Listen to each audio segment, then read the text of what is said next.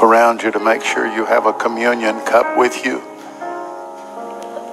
If you don't have one, ask somebody next to you if they see one in an empty seat or if they can get you one.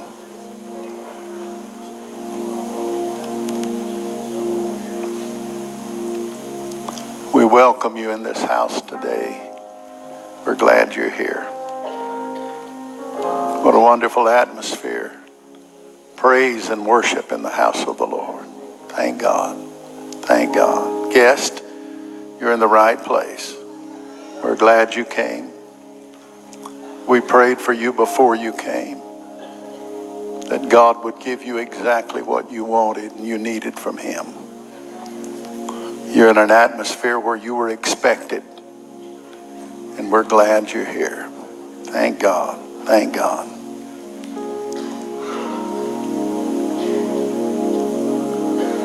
Moses and Joshua both received the same promise. Moses got to go up on the side of the mountain and look at what had been promised. But because of some fear he had, because of some unbelief he had, he never got to get all of the promise.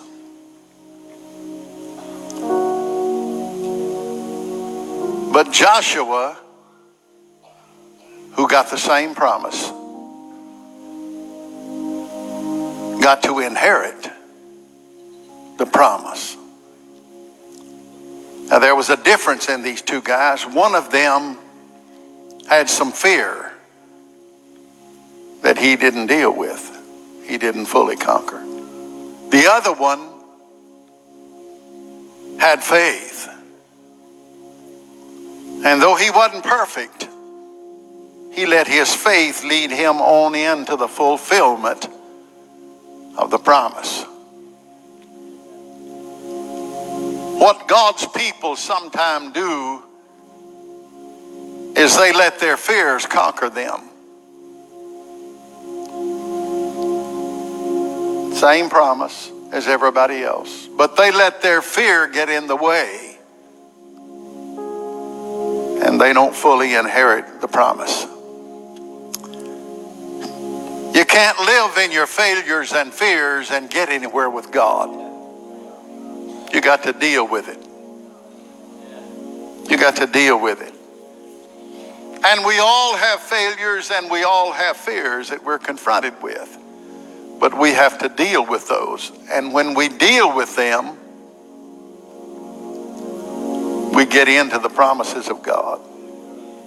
If I were perfect this morning, I wouldn't have a bit of concern about taking this communion.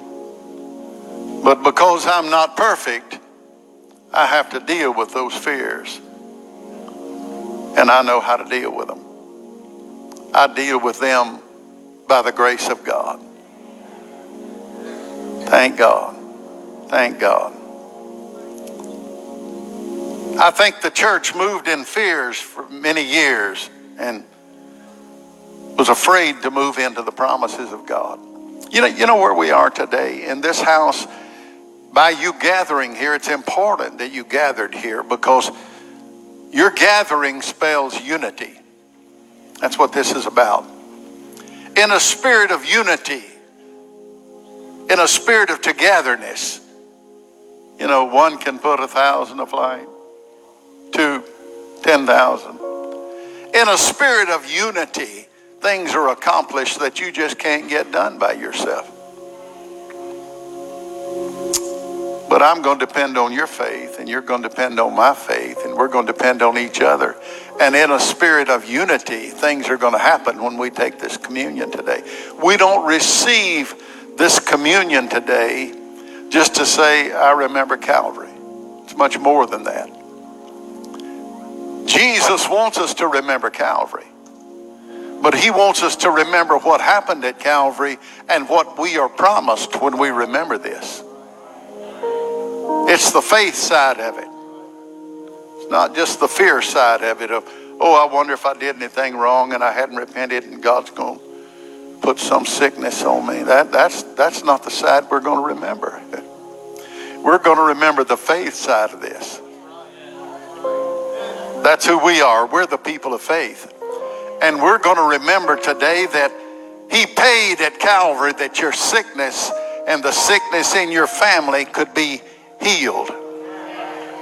By those stripes, you were and you are healed.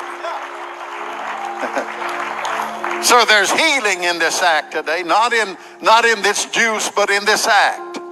There's healing today. There's deliverance. There's power over your addiction.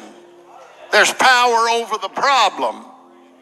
There's power over it today.